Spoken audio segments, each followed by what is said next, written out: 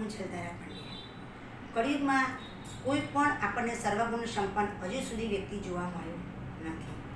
અને ઈશ્વરે પોતાના હાથમાં પાપ પુણ્યનો હિસાબ રાખ્યો છે. 5% કર્મ મનુષ્ય ઉપર છોડ્યું છે. તો વ્યક્તિ સર્વ રીતે સુખી હોઈ શકે તે તેના ગ્રહોને આધીન હોઈ શકે છે. અને ગ્રહોમાં ખાસ વાત કરું તો સૂર્ય અને ચંદ્ર વિશે. તો સૂર્યને જ્યોતિષમાં આત્મા કહ્યો છે અને ચંદ્રને મન કહ્યું છે. જેને આત્મા અને મન બંને શુભ હોય તો વ્યક્તિ સર્વગુણ સંપન્ન અને સુખી થઈ શકે. ઘણીવાર વ્યક્તિ આત્મા કંઈક ઓર કહે છે અને મન છે અલગ કલ્પનામાં જ હોય છે. મનથી જ્યારે તમે નાસીપાસ થઈ જાઓ, તમારું મન ચંચળ હોય, મન સ્થિર ના રહે, તો સમજી લેવાનું કે તમારા ચંદ્રની શુભ અસર નથી. કર્મસ્થાન વિશે વાત કરું તો કર્મસ્થાનનો અધિષ્ઠાતા દેવ શનિ છે. ચંદ્ર અને શનિ આ બંને જ્યારે ભેગા થાય છે એટલે કે યુતિ થાય છે તેને આપણે ચંદ્ર શનિનો વિષયોગ તરીકે કહીએ છીએ જ્યોતિષના ભાષામાં. હવે આ વિષયોગ એટલે ઝેર પીવું એવું નથી કે ઝેરથી તેનું મૃત્યુ થવું એવું નથી, પણ વિષયોગ એટલે જન્મ કુંડળીમાં જે ભાવમાં આ સ્થિતિ હોય એ ભાવને લગતી તેને અલગ અલગ કષ્ટકારી કેવી રીતના ફળ આપે છે તેના વિશે વાત કરું તો તનુ ભાવ પ્રથમ ભાવ એટલે કે વ્યક્તિની તંદુરસ્તી મધ્યમ રહે છે. માનસિક તણાવમય વ્યક્તિ રહે છે. તેના વિચારો હોય છે તેનું ધાર્યું કામ થતું નથી. વિચારો પ્રમાણે એ ક્યારેય તેનું કામ કરી શકતો નથી. ધન ભુવન નાણાકીય ભીડ સતત રહેતી હોય છે. ગમે તેટલા પૈસા કમાય પણ બચત તો થતી જ નથી. વાણીથી જ હંમેશા તેના દુશ્મનો ઊભા થાય છે. પરિવારમાં લાગણી ખૂબ હોય છે પણ સામે તેની લાગણી એટલી જ ઘવાતી જોવા મળતી હોય છે. તૃતીય ભાવ ભાઈ બહેનો સાથે માનસિક રીતે એના સંબંધો સારા રહેતા નથી. પાડોશીઓ સાથે સતત વાદ વિવાદમાં એને રહ્યા કરે છે. હા, તેના વિચારો હંમેશા હકારાત્મક રાખે તો શુભ ફળ મળે. એટલે કે તેને એવું જ વિચારવું કે ઈશ્વર જે કરે એ સારા માટે જ કરે છે. આ વાક્ય એ યાદ રાખશે તો જીવનમાં આ યુતિ એને અશુભ ફળ આપશે નહીં. ચતુર્થ ભાવ માતા માટે આ યુતિ કષ્ટકારી કહી શકાય. ચોથું સ્થાન એટલે વ્યક્તિના અંતિમ તબક્કો શુભ ફળ આપનારો છે. પણ મકાન સંપત્તિ વિશે વ્યક્તિને વાદ વિવાદવાળો સમય પસાર થાય છે. અને જો પોતાના નામે મકાન હોય તો તેને એ જીવે ત્યાં સુધી તેને સંતોષકારી રીતે તે સંપત્તિ ભોગવી શકતો નથી. હૃદય છાતીને લગતી કંઈક ને કંઈક તકલીફો રહે, ગભરામણ થવી કે પછી અસ્થમા થવો, શ્વાસ લેવામાં તકલીફ થવી અથવા એસિડિટી થવી, આવી બીમારીઓથી તેને સામનો કરવો પડે છે. પંચમ ભુવન વિદ્યાર્થી વર્ગ માટે આ યુતિ એટલે કે અભ્યાસ કાં તો અધૂરો રખાવશે અથવા તો એને જે લાઈનમાં જવું છે તે લાઈન તે કરી શકશે નહીં. ક્લિયર. પ્રથમ સંતતિ પીડાકારક રહે છે અને પ્રેમ સંબંધમાં તો વિશ્વાસઘાત જ થાય છે. જો પ્રેમ સંબંધ શક્ય બને તો જીવનભર તેને ઝેરના ઘૂંટડા પીવા પડે એમ સતત માનસિક તણાવમય વ્યક્તિ જીવતો હોય છે. પેટને લગતું ઇન્ફેક્શન થવાનો ભય રહે છે. છઠ્ઠો ભાવમાં આ યુતિ નોકરી અને વેપાર વર્ગ માટે સહકર્મચારી સતત વાદ વિવાદ રહે છે. નોકર ચાકરથી ચોરી થવાનો ભય રહે છે.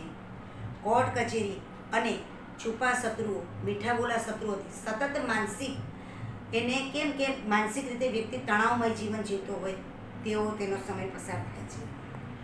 છઠ્ઠા ભાવમાં યુતિ કમર છે, કિડની છે કે ઉદરને લગતી ઇન્ફેક્શનને લગતી તકલીફો આવ્યા જ કરે છે.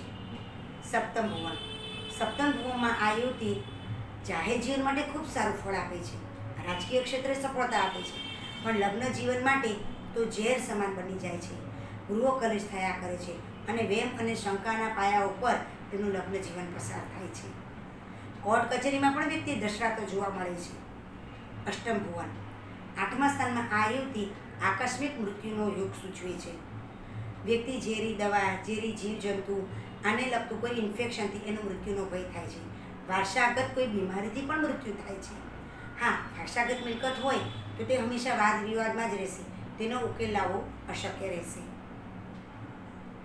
ભાગ્યસ્થાન એટલે કે નસીબ આડે પાંદડું છે તેમ સમજી લેવાનું.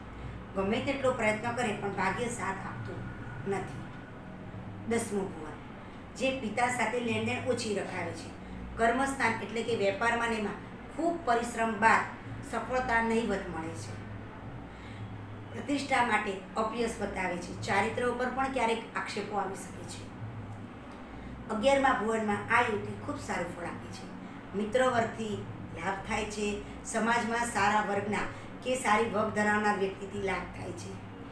12મું ભુવન એટલે કે સંપૂર્ણ તેનું યુવતીનું અશુભ ફળ આમાં મળે છે.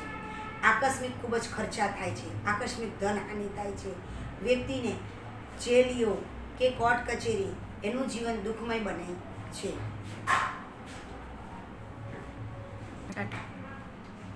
આ યુવતી 12 ભાવમાં ખરાબ ફળ જ આપે છે એવું નથી. આ યુવતી જે સ્થાનમાં હોય છે તે સ્થાનનો જો માલિક સ્વગુરુ કે ઉચ્ચનો હોય તો શુભ ફળ મળે છે. આ યુવતી જે સ્થાનમાં છે એ સ્થાનમાં જો શુભગ્રહ જોતો હોય તો પણ શુભ ફળ મળે છે. આ યુવતી બંને વચ્ચે અંશાત્મક યુવતી ના થતી હોય તો પણ શુભ ફળ મળે છે. ચંદ્ર અને શનિના નક્ષત્ર અલગ હોય તો પણ શુભ ફળ મળે છે. એટલે કે અશુભ ફળ તો એવું મળતું નથી. હા, શુદ્ધ પાંચમથી વદ પાંચમની વચ્ચે જન્મ હોય તો ચંદ્ર શુભ ફળ આપનાર બને છે. તે જ રીતે ચંદ્રના નક્ષત્રમાં જો આ યુવતી હોય તો શુભ ફળ આપે છે. તે જ પ્રમાણે અમાસનો જન્મ હોય અને આ યુવતી હોય તો સૌથી વધારે અનિષ્ટકારી ફળ છે. કૃષ્ણ પક્ષમાં જન્મ હોય, શનિના નક્ષત્રમાં આ યુવતી થતી હોય તો સંપૂર્ણ અશુભ ફળ આપે છે. ચંદ્ર શનિની યુવતી વ્યક્તિને કોઈ એલર્જી, કોઈ દવાથી કોઈ રિએક્શન આવવું, કોઈ ઝેરી દવા, ઝેરી જીવજંતુ વગેરેને લગતી કોઈકને કોઈ તકલીફ, ચામડીને લગતી બીમારી, કંઈક ને કંઈક તકલીફ આપી શકે છે જો આ યુવતી અશુભ ફળ આપનાર હોય તો. ખાસ કરીને આ યુવતી ત્યારે અશુભ ફળ આપે છે કે જ્યારે ચંદ્ર કે શનિની મહાદશા ચાલતી હોય, તેમાં અંતરદશા ચંદ્ર કે શનિની હોય અને ગોચરમાં ચંદ્ર શનિ ઉપરથી ચંદ્ર પસાર થતો હોય અથવા શનિ પસાર થતો હોય અને નવમાસમાં પણ જો આ જ યુવતી હોય તો વ્યક્તિ માટે જીવન ખરેખર ઝેર સમાન બની જાય છે. અને જો આવું બને ત્યારે આવા યોગ થતા હોય છે ત્યારે વ્યક્તિને ખરેખર જીવનમાં અવારનવાર આનો ઉપાય કરવો જ પડે છે. એટલે કે તેની શાંતિ કરાવવી જ પડે છે.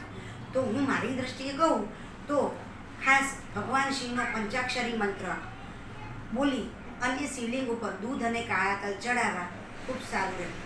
તે સિવાય સોમવારને પાંચમ, પૂનમ હોય ત્યારે નાગદેવતાનું પૂજન કરવું ખૂબ સારું કહેવાય. ચોથ હોય ગણપતિ અથર્વશીર્ષનો પાઠ કરવો અથવા ચંદ્રના જાપ કરવા તે પણ શુભ કહી શકાય છે.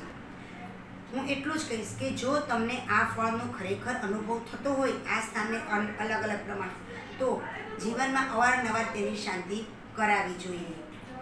મારો આ વિડીયો તમને જો ગમ્યો હોય તો સબસ્ક્રાઈબ કરજો, લાઈક કરજો અને તેને કોમેન્ટ કરવાનું ભૂલતા નહીં. જય શ્રી કૃષ્ણ.